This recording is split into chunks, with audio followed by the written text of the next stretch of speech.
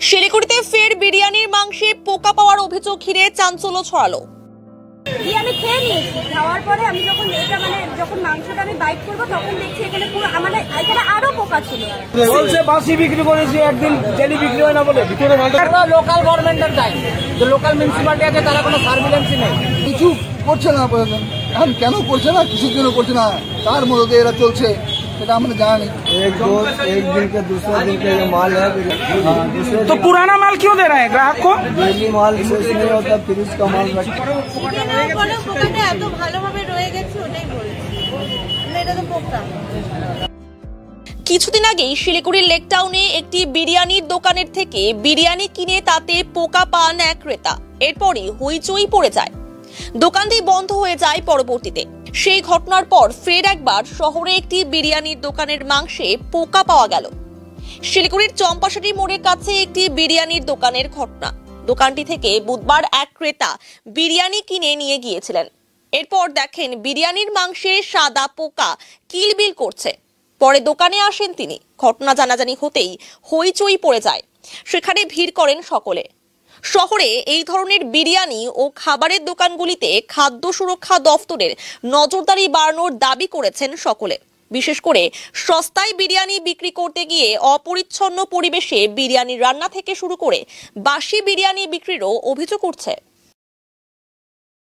আমি আজকে কলেজ থেকে এসেছি, তো আমি বিরিয়ানিটা নিয়ে গেছি, বিরিয়ানি খেয়ে নিয়েছি। খাওয়ার পরে আমি যখন যখন মাংসটা আমি বাইট করবো তখন দেখছি এখানে পুরো এখানে আরো পোকা ছিল।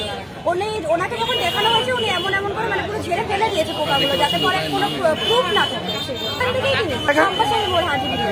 না তখন ভেতরে তো পোকাটা, বাইরে কি করে? দোকানদার বলছে যে এটা হচ্ছে তোমার হাড্ডির মাংসটা, এটা কোনো পোকা না বলে উনি ঝেড়ে ফেলে দিয়েছে। 100 আগেও আমি যেদিন কিনেছিলাম একটু খারাপ লেগেছিল, কিন্তু এরকম কিছু ছিল না। আজকে আমার অলমোস্ট খাওয়া শেষ হয়ে গেছে, তখন বলছে বাসি বিক্রি করেছি, একদিন ডেলি বিক্রি হয় না বলে ভিতরে মালটা পুরো বন্ধ বাসি বিক্রি করেছে বললো তো। ऑलरेडी 45 मिनट पहले पुलिस को इताला कर चुके हैं, अभी तक पुलिस नहीं आया। इसके कारण से अभी कोई गाड़ी नहीं जाएगा जब तक पुलिस नहीं आएगा। कुछ भी नहीं है, ये सिर्फ सब बच्चा लोग आके यहाँ पे खाना खाता है, सबका हेल्थ का बात है। यहाँ पे कोई सिंपल बात नहीं, मजाक नहीं चल रहा है। कोई खाना खा रहा है, वहाँ से बहुत कुछ इफेक्ट हो सकता है। एक अपना भतीजी आई थी, वो अपना बिरयानी लेने के लिए वहाँ पे कॉकरोच पड़ा हुआ है, और मतलब किसी को भी पता नहीं है कि भाई आके यहाँ पे कुछ संभाल है। सफेद कीड़ा जो मैंने वीडियो करके रखा है, मैंने उधर के যারা ভাড়া দিচ্ছে সেও সমান দোষী, গভর্নমেন্ট দোষী, সবাই দোষী। এগুলো বেচে গভর্নমেন্টের সার্ভিলেন্স থাকা উচিত প্রত্যেক দিন, কেউ পচা জিনিস বেচছে কি ভালো জিনিস বেচছে। আর পাবলিককে একটু সচেতন হওয়া উচিত যে 100 টাকা দিয়ে বিরিয়ানি খাবো, 100 টাকার দামটা কতটুকু আছে। 100 টাকা দিয়ে বিরিয়ানি পাওয়া যাচ্ছে, ভালো না খারাপ সেটা পাবলিকের নিজের মন থেকে যাচাই করা উচিত। লোকাল গভর্নমেন্টের দায়ী, যে লোকাল মিউনিসিপালিটি আছে তারা কোনো সার্ভিলেন্সই নেই, কোনো দোকানে কোনো চেক করে না কেউ, এরা যা ইচ্ছা তা খুশি বেঁচে যাচ্ছে। ফ্রিজে গিয়ে দেখুন না, फ्रिजे के देखो मांस कत बासा पुराना। वो मेरा बेटी एक बिरयानी लेके गया था, अच्छा, तो चिकन बिरयानी में कीड़ा निकला, तो हम लोग उसको बोले कि ये चिकन बिरयानी में कीड़ा है, तो बोला भैया ऐसा तो हो नहीं सकता है, बाई चांस हो भी सकता है। तो फ्रिज में भी देखा, बहुत फ्रिज में माल रखा हुआ है, वो सब माल भी ठीक नहीं है। तो हम लोगों का लड़का बच्चा ये सब खाते तो ठीक नहीं है ना, दुकान बंद कर देना चाहिए। जो चीज खराब होकर स्वास्थ्य बिगड़ेगा वो खोल के रखने का कोई इसे नहीं होता है। আমার পাশে বাড়ি আমার বোন বিরিয়ানি নিয়ে গেছে, তো দেখা যাচ্ছে বিরিয়ানির পোকা আসে, বলা হয়েছে যে চুড়ে বাড়িতে কি ও কী করছে, ওটাকে ফটাফট পোকাটাকে ঝাড়ার চেষ্টা করছে। তারপরে যখন বলা হয়েছে কী হয়েছে, তখন ও বলতে না হ্যাঁ একটু তো পোকা মনে হচ্ছে, কিন্তু আমরা তো দেখি নাই, জানি না, আর মালিক নাই, মালিক আমাদের যেটা তারপরে আমরা গিয়ে কিচেন দেখলাম, কিচেন ফ্রিজের মধ্যে কালকে প্রতিদিন 4-5 দিন আগেকার চিকেন ঢুকানো আছে। আর এগুলো কি তখন বলতে যে আমার মালিক যেরকম বলে সেরকম আমরা করি, তাহলে একবারে আপনার তো ফ্রেশ মাল এত বিক্রি, আপনাদের প্রতিদিন ফ্রেশ মাল আপনি কাজ করতে পারেন, তবে মালিকের উপরে আমরা তো কিছু বলতে পারবো না, মালিক যেমন মালটা সেরকম পারে। ওই হিসাবেই এই যত রেস্টুরেন্ট আছে, সব বড় বড় রেস্টুরেন্ট যেমন এত চেক হয় খাওয়ার উপরে, এই ছোট রেস্টুরেন্টের উপরে যেমন চেক হয়, প্রশাসনকে দেখতে হয়। দেখে এগুলো চেক করতে হয় যে হ্যাঁ কি খাওয়া হচ্ছে, কিচেন কেমন আছে, কিচেন পরিষ্কার আছে না নোংরা আছে, এগুলো তো পর্যন্ত দেখতে হয়। ইমিডিয়েটলি দরকার প্রশাসনের, শুধু ট্রেড লাইসেন্স বানায় নিয়ে ব্যবসা করতে বসে গেলে তাহলে তো ব্যবসা হয় না। সঙ্গে হলে প্রশাসনের দেখতে হয় কিচেনের অবস্থা কেমন। আমরা দেখে আসছি কিচেনের অবস্থা কেমন, কিচেনের নোংরা গন্ধ, আমরা ঢুকলে যদি গন্ধ আছে তাহলে ওরা কি জিনিস দিচ্ছে বাইরে। প্রশাসন, আমি ইমিডিয়েটলি চাই প্রশাসন দেখুক, আর যত শিলিগুড়িতে এরকম ছোটো ছোটো বিরিয়ানি দোকান আছে তাদের উপরে ইমিডিয়েটলি অ্যাকশন নেওয়া দরকার। কিছু করছে না প্রশাসন, এখন কেন করছে না, কিছুর জন্য করছে না, তার মধ্যে এরা চলছে সেটা আমরা জানি। कुछ नहीं मिला तो सर हम लोग जैसा बनाते हैं वैसा बना रहे हैं डेली। और माल एक दिन के दूसरा दिन का ये माल है, दूसरा दिन का। हाँ, दूसरे तो पुराना माल क्यों दे रहे हैं ग्राहक को? डेली माल शेष नहीं होता, फ्रिज का माल हम लोग होता रहता है। हम लोग जैसे बोलेगा वैसे करेंगे ना, हम बनाते हैं, हमको जैसे बोलेगा वैसे बनाएंगे। आज का बिरयानी नहीं, बिरयानी आज ही का है, मांसा पीस जो है वो कल का है। कल का है? हाँ, ये अब पता नहीं हम कैसे बोल सकते हैं सर, हम लोग तो हेल्पर है, जैसे बोलेगा। दुकान का मालिक बारी की आवाज, ये फ्राई हम लोग करते हैं, ये दुकान का मालिक के हमको, हम 4 दिन आया हुआ है यहाँ पर। अब जानकारी है तो मिलने जुलने तो आदमी आते हैं, बता रहे दिखाए हैं। आप देखे हैं तो क्या मिला है उसमें? कीड़ा है, हम तो मिलने जुलने वाला वो बाड़ी गया। दुकान का क्या नाम, मालिक का क्या नाम बताए? अब्दुल मुतल्लिब।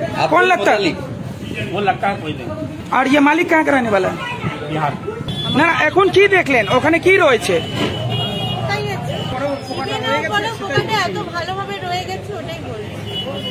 এটা তো পোকা সব দিকটা এই দিকটা হয়তো ছিল, এখন তো আপনার সামনে দেখা যাচ্ছে না, দেখা যাচ্ছে না, এখন দেখাই যাচ্ছে।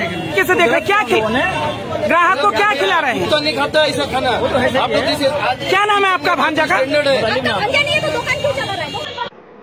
মমতা বন্দ্যোপাধ্যায়ের মুখ্যমন্ত্রী হিসেবে শপথ গ্রহণ তথা বাম জমানাকে পিছনে ফেলে তৃণমূলের পশ্চিমবঙ্গে ক্ষমতায় আসার 15 বছর পূর্ণ হলো মঙ্গলবার।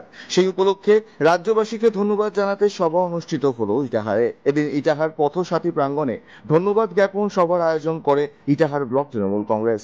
বিধায়ক মোশাররফ হোসেনের নির্দেশে আয়োজিত এই দিনের সভা থেকে তৃণমূল নেতা কর্মীরা মমতা বন্দ্যোপাধ্যায়কে পুনরায় মুখ্যমন্ত্রী করার অঙ্গীকার গ্রহণ করেন। পাশাপাশি রাজ্য তথা ইটাহারবাসীকে বিগত 15 বছর থেকে তৃণমূল কংগ্রেসের উন্নয়নের সঙ্গে থাকার জন্য ধন্যবাদ জানান। এদিনের কর্মসূচিতে উপস্থিত ছিলেন ইটাহার ব্লক তৃণমূল সভাপতি কার্তিক দাস সহ সভাপতি পলাশ রায়, জেলা পরিষদ কর্মাধ্যক্ষ সুন্দর কিস্কু, ব্লক মহিলা তৃণমূল সভাপতি পূজা দাস, পঞ্চায়েত সমিতির সভাপতি রীনা সরকার, সহকারী সভাপতি মুজিবুর রহমান সহ অন্যান্যরা। আজকে ইটাহার ব্লক তৃণমূল কংগ্রেসের পক্ষ থেকে কি পালন করলেন?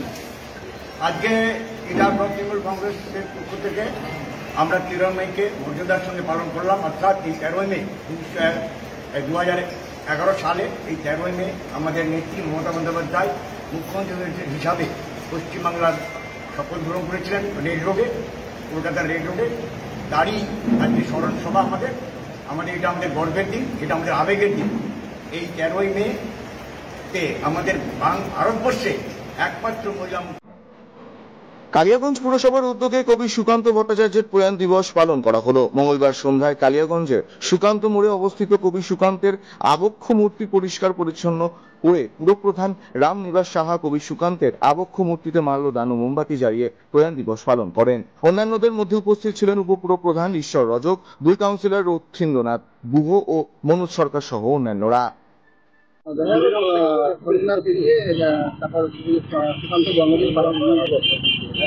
না, সন্ধ্যা থেকে মানে আমরা প্রত্যেকবারই সন্ধ্যার সময় কবি সুকান্ত মৃত্যু দিবস পালন করি। আমরা মোমবাতি জ্বালাতে একটু অন্ধকারে একটু সবাই দেখতে পারে, মোমবাতি জ্বালিয়ে আমরা পালন করি। আমরা কবি সুকান্ত 78তম জন্ম মৃত্যুবার্ষিকী পালন করলাম। আমাদের মধ্যে উপস্থিত সবাই এখানটা আছেন, যারা ভাইস চেয়ারম্যান, 2 নম্বর ওয়ার্ডের কাউন্সিলর রথীন্দ্রনাথ, 4 নম্বর কাউন্সিলর মনোজ সরকার এবং পৌর সব কর্মী এবং আপনারা সবাই মিলে উপস্থিত হয় আমরা আজকে পালন করি। জেলা পরিষদের তরফে ওয়ার্ড অর্ডার দেওয়া রাস্তার কাজ না করে অন্য রাস্তার কাজ শুরু করেছিল ঠিকাদার, যার জেরে মাসখানেক আগে মালঞ্চার জাতীয় সড়ক অবরোধ করেছিলেন কাজ হওয়ার কথা এলাকার গ্রামবাসীরা। অবশেষে সঠিক রাস্তার কাজ শুরু করলো ঠিকাদার। ভুল রাস্তা থেকে সরকারি বোর্ড তুলে সঠিক রাস্তায় বসানো হয়েছে। ইতিমধ্যে সেই রাস্তার কাজ শুরুও হয়েছে।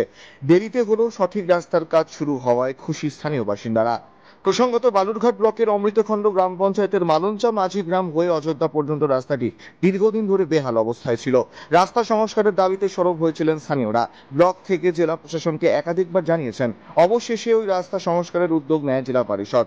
প্রায় মাসখানেক আগে 5 কোটি টাকা ব্যয়ে রাস্তার কাজের ওয়ার্ক অর্ডার বের হয়। তবে এই রাস্তার কাজ শুরু না করে বালুরঘাট ব্লকের ডাঙ্গা গ্রাম পঞ্চায়েতের বাঙালকুড়ি এলাকার একটি রাস্তার কাজ শুরু করেছিল ঠিকাদার। সেখানে রাস্তার কাজে সরকারি বোর্ডেও উল্লেখ ছিল জেলা পরিষদের ওয়ার্ক অর্ডার দেওয়া মালঞ্চা থেকে মাঝিগ্রাম ভায়া অযোধ্যা পর্যন্ত পাকা রাস্তার কাজের কথা।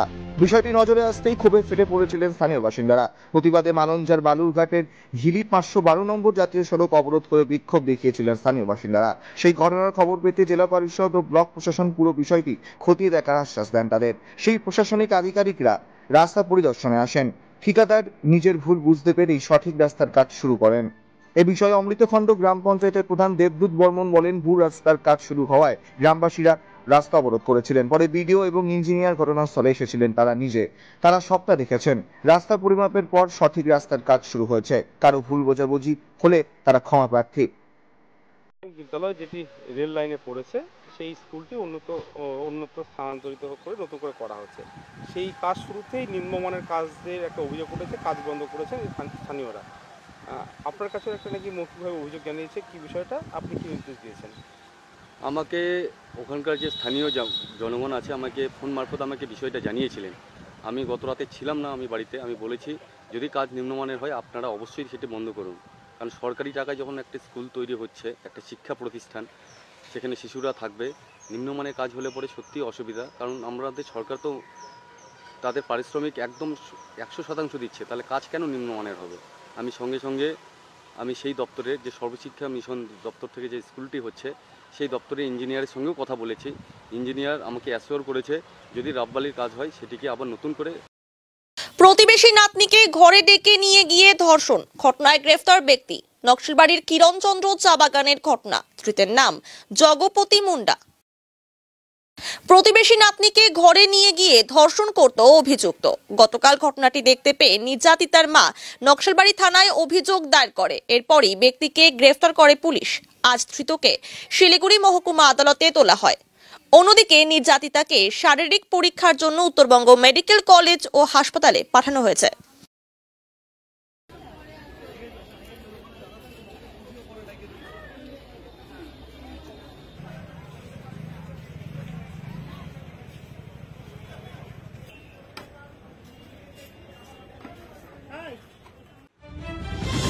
বালুঘাট সুপার স্পেশালিটি হাসপাতালের সামনে বালুঘাট পুরসভার উদ্যোগে বিশুদ্ধ পানীয় জলের মেশিনের শুভ উদ্বোধন করা হলো। বুধবার দুপুরে একটি অনুষ্ঠানের মধ্য দিয়ে জলের মেশিনের শুভ উদ্বোধন করেন জেলা শাসক বিজিন কৃষ্ণা। এছাড়া উপস্থিত ছিলেন বালুঘাট পুরসভা চেয়ারম্যান অশোক কুমার মিত্র, বালুঘাট জেলা হাসপাতাল সুপার কৃষ্ণেন্দু বিকাশ বাগ, জেলা মুখ্য স্বাস্থ্য আধিকারিক ডক্টর সুদীপ দাস, বালুঘাট পুরসভার সংশ্লিষ্ট বিভাগের এমসিআইসি অনুজ সরকার সহ অন্যান্য বিশিষ্টজনেরা। ওই এলাকায় এই বিশুদ্ধ পানীয় জলের মেশিনটি দীর্ঘদিন তৈরি হয়ে পড়েছিল, চালু করা হচ্ছিল না, যার ফলে সমস্যায় পড়তেন রোগী তাদের পরিবার পরিজন। অবশেষে এদিন জলের মেশিনের শুভ উদ্বোধন করা হলো। এর ফলে হাসপাতালে জলকষ্ট মিটবে বলেই বালুঘাট পুরসভা কর্তৃপক্ষ দাবি করেছে।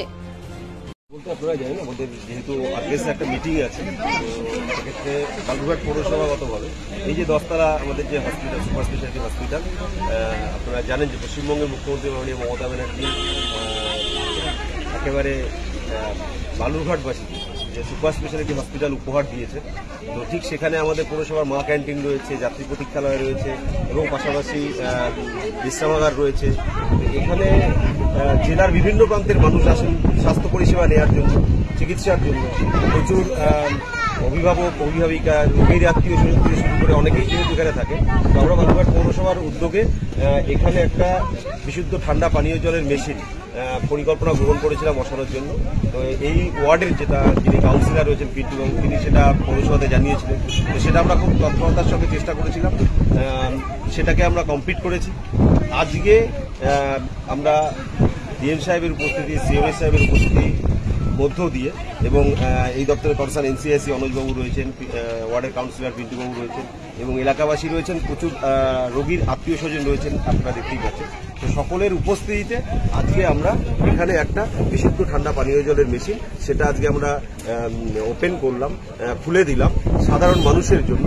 এখান থেকে এখন প্রতিনিয়ত রোগীর আত্মীয় স্বজন থেকে শুরু করে মানে সাধারণ মানুষ এখানে যারা হসপিটালে আসবেন, মা ক্যান্টিনে আসবেন, সবাই কিন্তু এখান থেকে ঠান্ডা পানীয় জল সেটা কিন্তু এখান থেকে তারা পাবে। পারমাণবিক ব্যয় কত?